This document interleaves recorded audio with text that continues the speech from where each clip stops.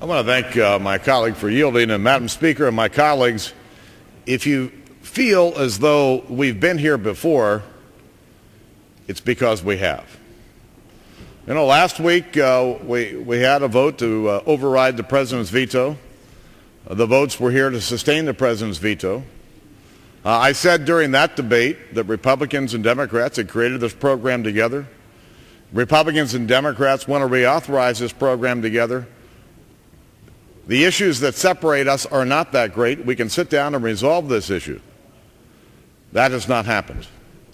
As has been pointed out during this debate today, is that there are differences. There were some attempts to address those differences, but by and large, most of them, as my colleague from Texas pointed out, were just painted over. Little tweaks in words here and little tweaks in words there, and you've already heard about the deficiencies in this bill. But that's not why I rise. Why I rise is because this doesn't have to be this way. There is no reason why we, on both sides of this aisle, can't come together and resolve the few differences we have in this bill that are well known now. But this bill is not being brought up today in a rush. Delivered about 7:30 last night, a 293-page bill with all kinds of changes in it. We're not debating this bill today to pass it. We're debating this bill again today to play another political game. You know it, I know it. I sat with the majority leader yesterday, along with the minority whip, to say, Mr. Majority Leader, we can resolve these differences. We can fix this, and we can reauthorize this program. We were turned down. The chairman of the Democrat caucus stopped my staffer and said, we don't care whether you'll give us the votes to pass this or not, because if you don't, we'll just pull this bill and we'll wrap it around your neck in the next election. Political games, political games, political games, exactly what the American people are sick of. And you all know it. Everyone knows this is nothing more than a political game, trying to score political points, getting ready for the next election. I thought the American people sent us here to deal with their problems. I think they sent us here to work together to deal with their problems in a way that we can be proud of. Nothing has happened this year in this Congress. You think about it. Step back over the course of this year, nothing has happened yet. And let me tell you, we've got another 14 months left in this Congress, and nothing is going to happen. Why?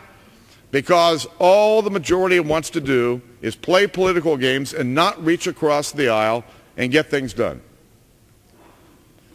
My proudest accomplishments over the 17 years that I've been here, 3 big legislative projects that I worked on, were all done in a bipartisan manner.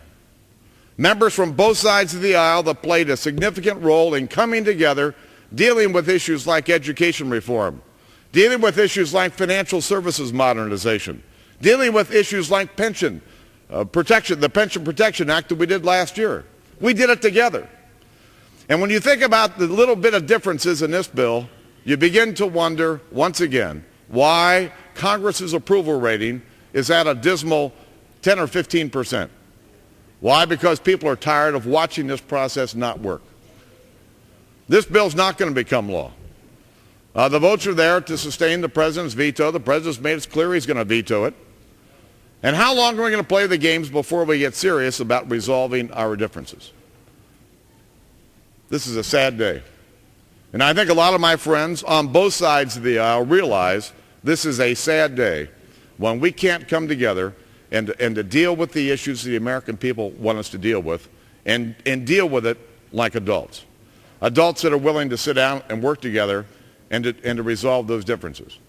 So I say to my colleagues, even those of my colleagues who voted for this, if you're tired of the political games, if you're tired of Congress's approval rating being at these ridiculous levels, let's all just vote no. Let's vote no and stop this bill, and then we can sit down and resolve the differences we have, and we do it in a bipartisan manner and show the American people that we can, in fact, work together on their behalf.